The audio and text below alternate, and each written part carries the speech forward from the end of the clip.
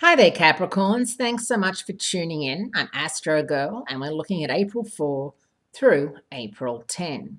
Last week, as I told you, was something of a quiet week. A week when we could all just draw a breath and get over everything that had happened and, have a bit of a relax. Well, not this week. This week, the traffic and the noise all starts to increase on the celestial highway.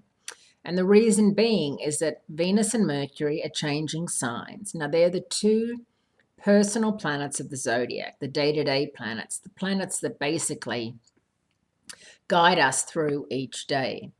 Every other planet takes longer. Uranus, Pluto, which is in your sign, Neptune. They're they're planets that take years to be in signs, and they're far off in the galaxy, whereas Venus and Mercury are the closest to the sun and to the sun's orbit, Venus especially. You can often see Venus in the sky if you know where to look. Now, Venus is moving into Aries this week, and in Aries, it's a very different vibe from Venus in Pisces, where she's been. Venus in Aries is a me first, all about me, look at me, love me type energy, and it's in your fourth house of home and family. So you may find that issues with your children or your partner or whoever it is you share time and space with, it could be a neighbor, it could be your roommate, it could be a sibling who feels that you're not paying them enough attention.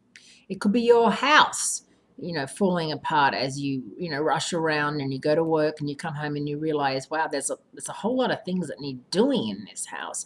Or it could even be a pet who starts acting out and being, naughty because you're gone all day. And you have to make, decisions about things like that. For example, in America, in Los Angeles especially, people have dog walkers, people who come to the house, they have a key, they go in and they walk the dog at lunchtime, or maybe they do it twice or take it on a hike, because the dog left alone to its own devices gets very destructive. And that is something that you can always do. If you are, finding that the house you're in is the money pit, like that movie with Tom Hanks, there's certain things that you can do, whether you refinance, whether you take out a home equity loan, whether you sell and get out now. Just know, however, that all these decisions and all these plans need to happen sooner than later, because Mercury, the communicator, is going out of phase in Taurus April 28th through May 21st. And it's going to stay in Taurus for a record 9 weeks. And it's very unusual that it's doing that.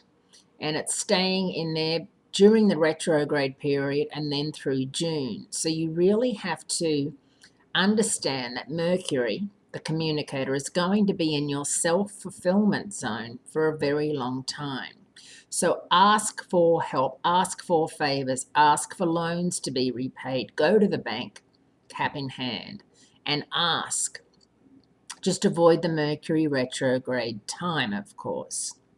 Now, Mercury in Taurus, apart from the retrograde 3 weeks, is actually a very good time for those of you looking to fall in love. It's a very intense, passionate time. And of course, Taurus is a great match for you, as well as Virgos, Cancerians, and Scorpios and Pisces.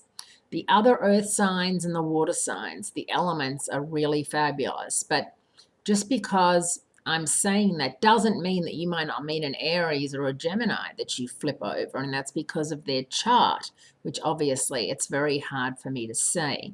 But if you're single, get ready to mingle. The next 2 weeks are going to be really special, and you could meet somebody that really does it for you, that you really feel lusty about, that you feel very connected to. And if it's been a long time since you felt that way, it'll be quite the thrill. Have a fabulous week. Great speaking to you, and I'll speak to you again next week.